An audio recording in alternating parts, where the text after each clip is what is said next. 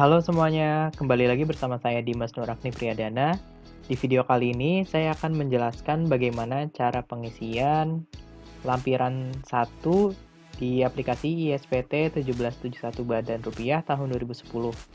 Jadi di sini itu video kali ini saya akan menjelaskan bagaimana cara pengisian lampiran 1 mengenai perhitungan penghasilan neto fiskal dan juga perhitungan rekonsiliasi fiskalnya.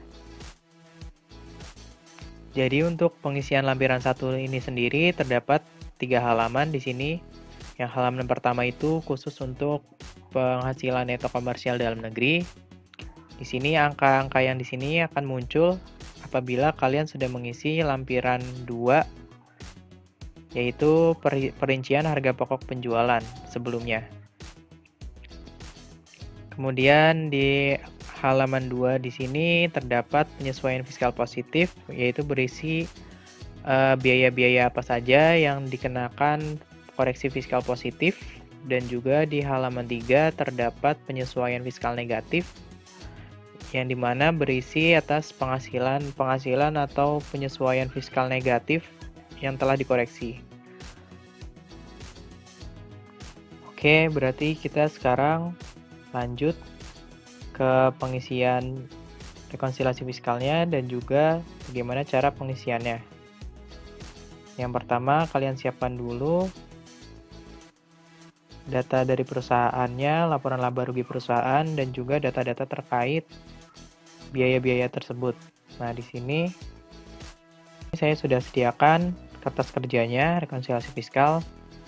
Yang pertama kalian lakukan adalah kalian menyalin terlebih dahulu atas laporan laba ruginya di sini, dan juga kalian sediakan kolom untuk koreksi positif, koreksi negatif, dan juga untuk penghasilan fiskalnya. Oke, langsung saja yang pertama di sini atas terkait data-data yang terkait dalam biaya di atas sebagai berikut. Yang pertama itu perhitungan terus menggunakan mekanisme pencadangan, sedangkan selama tahun 2018 retur penjualan sebesar 180 juta atas barang yang rusak dan diklaim. Oke, yang pertama itu atas biaya retun penjualan. Sesuai dengan ketentuan pasal 10 ayat 4 Undang-Undang Pajak Penghasilan, atas biaya retur penjualan tidak boleh ada biaya yang dicadangkan. Jadi di sini yang diperbolehkan itu hanya senilai 180 juta yang barang yang terrealisasi di tahun 2018-nya saja. Jadi di sini kita koreksi, biaya yang diperbolehkan hanya sebesar 180 juta menurut fiskal, sedangkan menurut komersial 271 juta. Di sini dikarenakan biaya menurut fiskalnya itu menjadi berkurang, maka kita koreksi positif sebesar selisihnya, 91 juta. Lanjut nomor 2, sekarang untuk diskon penjualan, perusahaan menggunakan metode pencadangan juga, namun realisasi hanya sebesar 230 juta. Oke, di sini berarti yang dibolehkan itu hanya yang terrealisasinya saja sebesar 230.904.000. Berarti di sini di fiskalnya itu 230 juta. Sedangkan menurut komersialnya itu 103 juta. Nah, di sini atas biaya diskon penjualan ini di komersial lebih rendah daripada di fiskal. Sehingga karena ini lebih rendah daripada di fiskalnya ini, kita koreksi negatif sebesar 127 juta atas selisihnya. Oke, next lanjut. Sekarang nomor 3. Untuk persediaan, perusahaan menggunakan metode Comwheel dengan tabel perbandingan harga pasar dan harga perolehan sebagai berikut. Oke, yang ketiga ini perusahaan menggunakan metode Comwheel. Di dalam pasal 10 ayat 4 Undang-Undang PPH sendiri, metode yang diperbolehkan itu hanya atas metode harga perolehan, sedangkan untuk metode Comwheel sendiri di dalam Undang-Undang Pajak sendiri tidak diperbolehkan, sehingga atas biayanya di sini bisa kita lihat. Yang pertama, persediaan awal menurut komersial yaitu 17.750 juta. Oke, di sini untuk persediaan awalnya perusahaan menggunakan harga pasar yang dimana lebih rendah daripada harga perolehannya. Sedangkan menurut ketentuan pajak sendiri, yang diperbolehkan itu menggunakan harga perolehan. Sehingga di sini di fiskalnya ini kita masukkan angkanya 18.891 juta. Kemudian atas selisihnya ini kita koreksi negatif. Dikarenakan biaya menurut fiskalnya itu lebih besar daripada biaya menurut komersial. Kita koreksi negatif sebesar 1.141 juta. Oke, lanjut. Kemudian di sini keterangan mengenai persediaan akhir. Oke, di sini kita cek persediaan akhirnya menurut komersial itu sebesar 38.380 juta. Di sini perusahaan masih menggunakan metode Comwheel yang lebih rendah. Sedangkan harga perolehannya itu 39 miliar. Jadi di sini untuk koreksinya itu menurut fiskalnya itu yang diperbolehkan 39.130 juta. Sedangkan menurut komersialnya itu 38.380 juta. Atas selisihnya ini kita koreksi positif. Kenapa kita koreksi positif? Dikarenakan dalam perhitungan HPP ini, khusus untuk persediaan akhir itu mengurangi si HPP ini, atau mengurangi biaya. Jadi perlakuannya sama atas penghasilan. Jika penghasilannya menambah, maka dikoreksi positif. Kemudian apabila penghasilannya berkurang, maka akan dikoreksi negatif. Intinya untuk biaya itu apabila menambah itu akan dikoreksi negatif, sedangkan kalau biayanya berkurang di fiskalnya maka akan dikoreksi positif. Kebalikannya, jika penghasilan bertambah di fiskalnya itu maka akan dikoreksi positif. Kemudian apabila penghasilannya akan berkurang di fiskalnya maka akan dikoreksi negatif. Oke, kemudian lanjut di nomor 4 ini keterangannya, dalam biaya pembelian sebagian besar barang dagangan diimpor dari luar negeri. Oke, di sini hanya berisi keterangan pembelian saja. Kemudian kita lanjut nomor 5. Di sini dalam biaya gaji dan tunjangan terdapat pengeluaran PPh pasal 21 yang ditanggung oleh perusahaan 29.500, lembur 80.310.000 dan tunjangan makan siang 34 juta dan juga bonus yang dicadangkan sebesar 120 juta. Oke, atas keterangan data ini maka yang pertama pengeluaran PPh 21 yang ditanggung oleh perusahaan sebesar 29.500. Di sini untuk PPh 21-nya ditanggung perusahaan, maka apabila ditanggung oleh perusahaan biaya gaji dan tunjangannya tidak diperbolehkan. Di sini PPh 21-nya ditanggung, sedangkan yang diperbolehkan itu PPh 21 yang ditunjang oleh perusahaan. Maka atas 29.500-nya kita koreksi. Kemudian biaya lembur 80.310 diperbolehkan. Tunjangan makan siang sebesar 34 juta juga diperbolehkan. Kemudian bonus yang dicadangkan 120 juta itu tidak diperbolehkan dikarenakan sesuai dengan ketentuan pasal 9 ayat 1 huruf H. Oke, kemudian di sini berarti kita koreksi, yang dikoreksi yaitu sebesar 29.500 dan juga atas bonus yang dicadangkan 120 juta. Di sini untuk pembebanan di fiskalnya 1.605 juta, sedangkan yang di fiskalnya itu hanya boleh 1.455. Oke, di sini dikoreksi positif atas tunjangannya yang ditanggung perusahaan dan juga atas bonus yang dicadangkan. Oke, kemudian lanjut di nomor 6. Dalam biaya transport dan perjalanan dinas terdapat pembelian tiket, uang saku, dan juga untuk perjalanan keluarga pimpinan kelompok sebesar 161 juta. Oke, di sini atas biayanya, biaya transport dan perjalanan dinas untuk kepentingan pribadi si pemegang saham, maka tidak diperbolehkan. 161 juta itu mengacu pada pasal 9 ayat 1 huruf I Undang-Undang PPH, karena kan ini untuk kepentingan pribadi wajib pajak. Maka kita koreksi biayanya positif sebesar 161 juta. Dan sisanya itu diperbolehkan. Kemudian lanjut kita ke nomor 7. Dalam biaya sewa terdiri dari sewa kendaraan operasional untuk 3 tahun mulai dari Januari sebesar 72 juta, sewa komputer 30 juta, dan sisanya adalah sewa mes buat karyawan. Oke, yang pertama ini dalam biaya sewa, ini pembebanannya untuk 3 tahun, mulai dari tahun 2018, sedangkan di sini untuk pengisian SPT 2018, beban sewa yang diperbolehkan hanya untuk yang tahun 2018-nya saja, maka dari 72 jutanya ini kita bagi 3, yang diperbolehkan hanya untuk yang tahun 2018-nya saja. Kemudian untuk sewa komputer 30 juta itu diperbolehkan, dan sisanya adalah sewa mes buat karyawan.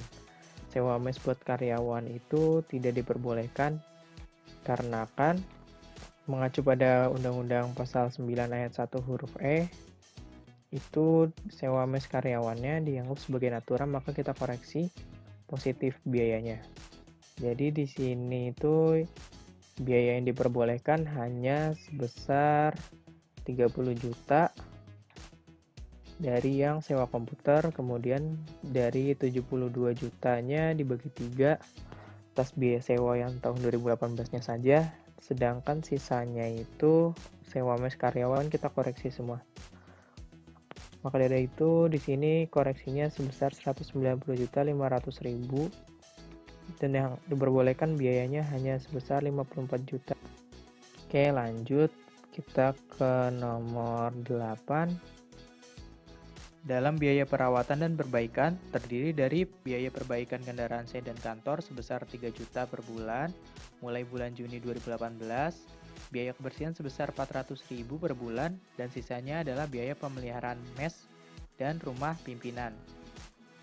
Oke, dalam biaya perawatan di sini biaya perawatan yang diperbolehkan itu hanya yang biaya kebersihan sebesar 400.000 per bulan itu diperbolehkan. Berarti di sini biaya yang diperbolehkan 400.000 dikali 12, kemudian juga atas biaya perbaikan kendaraan sedan dan kantor 3 juta itu diperbolehkan hanya sebesar 50%-nya saja. Berarti di sini mengacu pada ketentuan Cap 220 tahun 2002 atas biaya pemeliharaan sedan kantor itu diperbolehkan sebesar 50%-nya saja.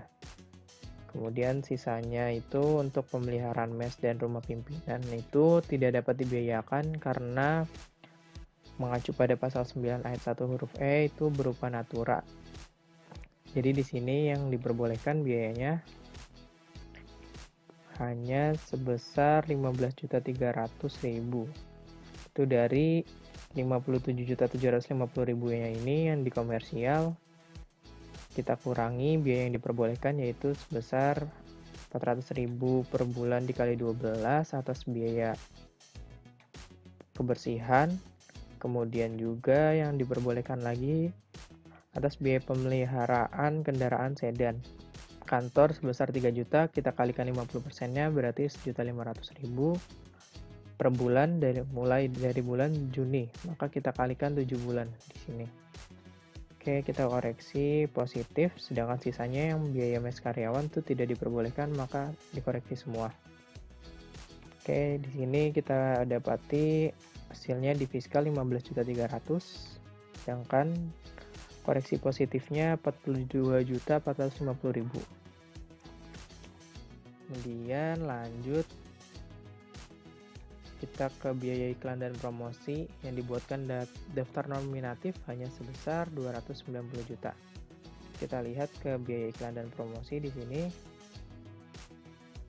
Mengacu pada PMK 2 tahun 2010,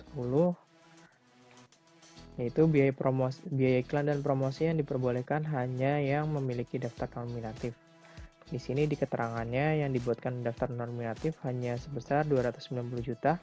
Berarti untuk di fiskalnya ini yang diperbolehkan sebagai biaya hanya 290 juta.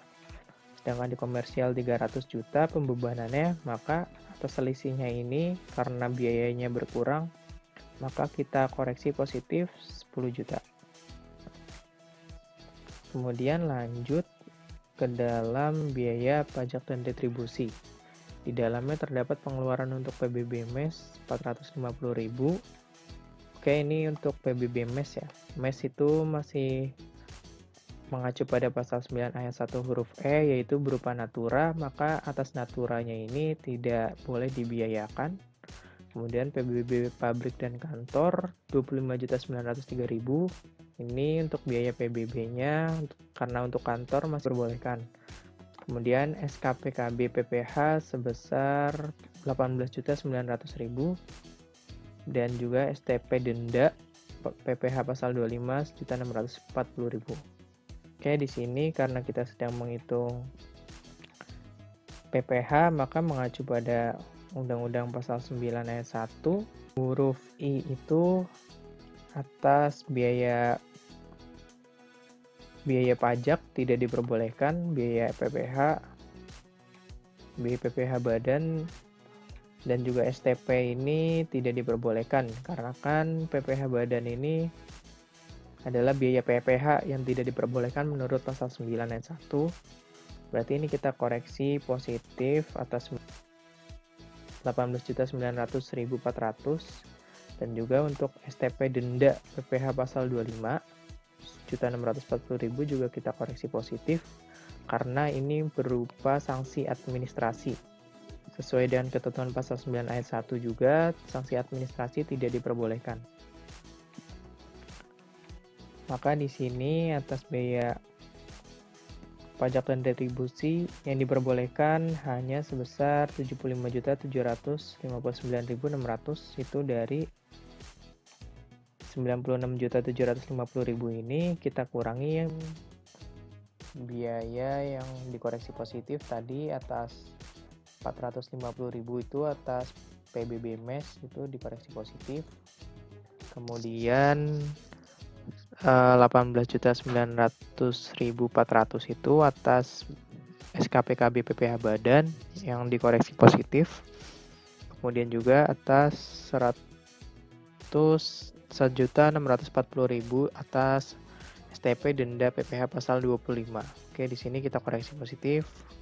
Kita total hasilnya 20 juta. Oke, kemudian lanjut ke dalam biaya listrik dan telepon. Terdapat biaya telekomunikasi pasca bayar direksi 18.252.000 untuk direksi. Kemudian telepon kantor 25.980.000 dan sisanya tidak terdapat bukti pembayaran. Oke, di sini atas biaya listrik, air dan telepon di komersialnya 57.750.000. Sedangkan di dalam keterangan ini terdapat biaya telekomunikasi pasca bayar direksi sebesar 18.252.000 untuk direksi. Oke, mengacu pada ketentuan Cap 220 PJ tahun 2002 itu atas biaya pemeliharaan telepon yang dipakai oleh direksi itu yang diperbolehkan hanya sebesar 50%-nya saja. Jadi di sini biaya yang diperbolehkan itu hanya sebesar 18.252.000 dikalikan dengan 50%-nya. Kemudian juga untuk telepon kantor sebesar 25.980.000 ini diperbolehkan karena masih sehubungan dengan pekerjaan biayanya. Kemudian sisanya itu tidak terdapat bukti pembayaran. Di sini karena sisanya itu tidak terdapat bukti pembayaran, maka kita koreksi semua. Jadi di sini koreksi positif atas biayanya itu sebesar dari 57.750.000 kita kurangi dengan biaya yang diperbolehkan sebesar 18.252.000 dikali 50% tadi. dan juga biaya yang atas telepon kantor 25.980.000. Di sini jadi totalnya dikoreksi positif 22.644 sehingga di fiskalnya itu menjadi 35.106.000. Dan next kita ke selanjutnya itu ada biaya administrasi bank. Di sini tidak ada keterangannya, maka kita lanjut ke dalam biaya lainnya. Di biaya lainnya termasuk pengeluaran sumbangan kebakaran di Tambora sebesar 25 juta dan juga biaya pengembangan riset di Aceh 45 juta serta pengeluaran lain yang tidak terdapat bukti pendukung 22 juta. Oke. Di sini pertama itu atas biaya kebakaran sebesar 25 juta. Oke, biaya kebakaran. Untuk biaya kebakaran itu perlakuannya sama seperti sumbangan. Jadi karena sama seperti sumbangan itu berarti kita koreksi mengacu pada PP 93 tahun 2010 itu biaya sumbangan yang diperbolehkan itu hanya atas dalam rangka penanggulangan bencana nasional. Maka dari itu atas biaya kebakaran di Tambora ini kita koreksi positif sebesar 47 juta. Kemudian biaya pengembangan riset di Aceh itu 45 juta itu mengacu pada ketentuan pasal 6 ayat 1, maka atas biaya penelitian dan pengembangan di Aceh ini karena dilakukan di Indonesia maka diperbolehkan biayanya. Kemudian juga yang atas pengeluaran lain yang tidak terdapat bukti pendukung sebesar 22 juta karena tidak ada buktinya di sini berarti kita koreksi positif biayanya 22 juta dan juga 25 juta tadi. Jadi kita total di sini koreksi positifnya itu sebesar 47 juta. Kemudian lanjut ke keterangan berikutnya. Di sini perusahaan juga memperoleh penghasilan dari luar usaha untuk mencatat pembukuan berupa yang pertama itu ada penghasilan bunga deposito dari Bank Mandiri sebesar 120 juta neto. Yang pertama itu ada penghasilan bunga deposito. Di sini kita lihat atas penghasilan bunga deposito itu sesuai dengan ketentuan PPh pasal 4 ayat 2 maka penghasilan itu bersifat final. Maka dari itu tidak boleh digabungkan untuk perhitungan pajak lainnya. Di sini untuk menghitung PPh badannya tidak diperbolehkan. Maka dari itu kita keluarkan atas penghasilannya 120 juta. Jadi di sini kita koreksi negatif atas penghasilan karena penghasilannya berkurang. Kemudian lanjut untuk penghasilan keterangan kedua. Penghasilan dividen dari Thailand sebesar 650 juta telah dipotong 20% di Thailand. Atas penyertaan modal ke XBC Intel Corp atas penyertaan saham 30%. Oke. Di sini atas penghasilan dividennya itu diperbolehkan sebagai penghasilan. Kemudian ada laba selisih kurs di sini 1.250 juta. Ini juga diperbolehkan menurut pasal 6 ayat 1 Undang-Undang PPh. Kemudian di sini ada biaya bunga pinjaman. Selain itu perusahaan juga memperoleh biaya dari luar usaha berupa biaya bunga pinjaman sebesar 2.550 juta yang dimana informasinya itu terdapat rata-rata pinjaman per bulan yaitu 28.450 juta serta rata-rata dana yang ditempatkan deposito itu 3.125 juta. Oke, kemudian di sini biaya bunga pinjaman. Khusus untuk bunga pinjaman ini perhitungan biayanya yang diperbolehkan dikarenakan di keterangannya ini terdapat dana per bulan yang ditempatkan di dalam deposito dikarenakan dalam biaya ini tergabung antara biaya bunga pinjaman yang biasa dan juga biaya bunga deposito yang dimana bunga deposito itu dalam PPh pasal 4 ayat 2 itu merupakan penghasilan final, maka dari itu biayanya tergabung antara penghasilan yang final, biaya yang final dan juga biaya yang tidak final. Oke, di sini khusus untuk perhitungan biaya bunga pinjaman mengacu pada SE nomor 46 tahun 1995 itu perhitungan biaya bunga deposito dan pinjaman yang tidak dapat dibiayakan. Di sini kita lihat perhitungannya. Untuk perhitungan biaya bunganya itu, pertama kita masukkan datanya rata-rata pinjaman 28 miliar 150 juta, kemudian rata-rata deposito 3 miliar 125. Yang dikoreksi positif itu perhitungannya menurut SE nomor 46 ini, total deposito dikalikan biaya bunga, kemudian dibagi total pinjaman. Maka kita dapati hasilnya sebesar 280.096.661. Di sini kita koreksi positif atas biayanya. Karena ini biaya yang tidak diperbolehkan sebesar 280 juta, maka kita koreksi positif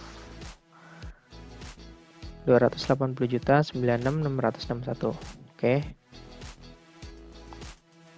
Kemudian sudah selesai, kembalikan ke dalam aplikasinya. Untuk perhitungan pengisian lampiran 1 ini, caranya itu pertama kita mapping dulu atas koreksi fiskalnya yang mana yang masuk negatif dan juga mana yang masuk positif. Caranya itu yang pertama itu untuk pengisian lampiran 1 halaman 2 untuk penyesuaian fiskal positif. Berarti di sini kita lihat atas koreksi positif yang telah kita lakukan itu. Yang pertama itu tadi ada retro penjualan 91 juta koreksi positif. Di sini retro penjualan kita lihat dia masuk ke dalam kategori yang 5L, yaitu di sini penyesuaian fiskal positif lainnya. Dikarenakan dia itu tidak masuk ke dalam penggolongan dari huruf 5A sampai dengan 5K, maka kita masukkan ke dalam 5L. Kemudian untuk koreksi positif lainnya di sini di bahan baku persediaan akhir itu kita koreksi positif 750 juta. Tadi itu atas alasannya karena metode pencatatan persediaannya yang berbeda. Di sini juga karena tidak masuk ke dalam klasifikasi 5A sampai 5K, maka kita masukkan dia ke dalam 5L. Maka di sini kalian bisa tandai kodenya 5L. Kemudian lanjut di sini untuk koreksi positif lainnya atas biaya gaji dan lain-lain, di sini 149 juta itu kita klasifikasikan ke 5B karena ada cadangan. Biaya pencadangan itu tidak diperbolehkan, maka kita masukkan dia ke dalam klasifikasi 5B. Di sini kalian bisa tandai 5B. Kemudian untuk biaya transportasi dan perjalanan dinas itu kita koreksi positif tadi, alasannya karena untuk kepentingan pribadi wajib pajak. Jadi di sini kita masukkan dia ke dalam 5A, B yang dibebankan untuk pemegang saham, sekutu dan anggota. Oke, di sini untuk cara pengklasifikasiannya seperti itu. Dilihat dari alasannya, kemudian kita cocokkan, sesuaikan ke dalam lampiran 1 halaman 2, kita klasifikasikan atas biaya-biayanya. Oke. Di sini untuk selengkapnya nanti kalian bisa lihat saja di file Excel-nya, nanti saya akan sertakan di kolom deskripsi di bawah. Oke, di sini jadi setelah kalian selesai klasifikasikan, kemudian kalian totalkan jumlahnya. Di sini saya sudah menghitung untuk pengklasifikasiannya, koreksi positif dan negatif. Jadi tinggal kita pindahkan saja datanya ke ISPT PPH 1771 badannya ke lampiran 1. Di sini untuk 5A ini saya hitung totalnya itu 393 juta. Tinggal pindahkan saja datanya.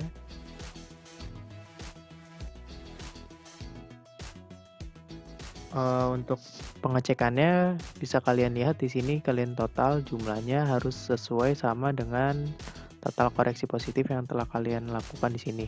Di sini total koreksi positifnya itu 1.765.000.000 dan total koreksi negatifnya 1.388.000.000. Di sini sudah saya total, jumlahnya sudah sesuai.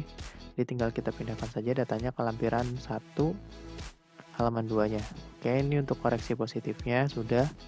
Kemudian kita ke halaman 3 untuk penyesuaian koreksi negatif. Di sini ada 6D. Kita masukkan datanya.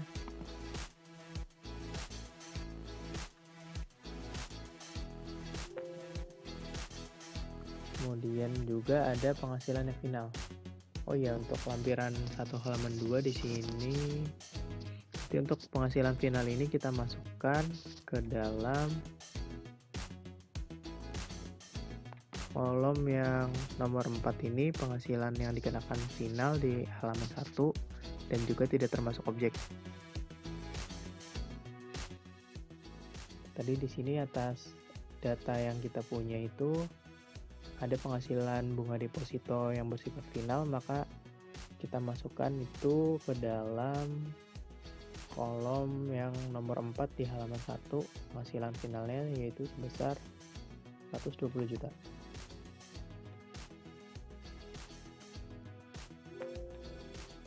Oke, kemudian di sini ada peredaran usaha, kita isi, kita lengkapi lampiran satunya. Peredaran usaha di sini 46 miliar.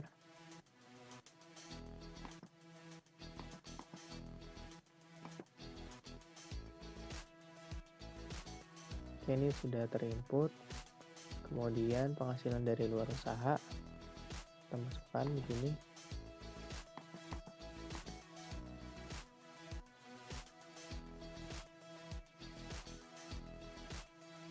Oke, jika sudah, kalian pastikan lagi di sini di jumlah nomor 3 ini penghasilan neto komersialnya sudah sama dengan yang ada di Excel. Di sini di Excel-nya itu 8.066.739.000. Di sini kita lihat di halaman 1 ini sudah sama nilainya 8.066.739.000. Kemudian kita lihat lagi di halaman 2 untuk koreksi positifnya. Di sini kita lihat totalnya itu 1.765.181. Kita lihat lagi di sini di Excel-nya sudah sama 1.765.181 dan juga di halaman 3 ini kita pastikan lagi untuk koreksi negatifnya totalnya 1.268. Di sini totalnya juga sudah sama 1.268. Oke, jika sudah berarti untuk pengisian lampiran 1 ini sudah selesai. Jika sudah, kita simpan datanya. Oke, kemudian sudah kita tutup. Kita masuk ke lampiran 4 di sini, penghasilan final yang juga bukan objek pajak. Di sini karena tadi ada penghasilan bersifat final dari penghasilan bunga deposito, maka di sini kita akan isi lampiran 4 di aplikasi ISPT 1771-nya. Kita masukkan penghasilan dari bunga deposito di sini tadi sejumlah 120 juta. Neto berarti kita masukkan di sini brutonya itu senilai 150 juta. Dan untuk bunga deposito di sini tarifnya 20% dan atas PPh yang dipotongnya 30 juta. Oke, di sini karena data dari perusahaannya untuk penghasilan finalnya hanya ada 1, maka dari itu hanya kita isi ini saja. Jika sudah, kita klik simpan. Oke, sudah. Oke, mungkin cukup itu saja untuk video kali ini. Untuk pengisian lampiran-lampiran yang lainnya, saya akan lanjutkan di video berikutnya. Bagi kalian yang ingin latihan dan tertarik untuk mencobanya sendiri, saya akan menyertakan di kolom deskripsi di bawah untuk soalnya dan juga perhitungan di Excel-nya. Oke, terima kasih telah menonton dan sampai jumpa di video berikutnya.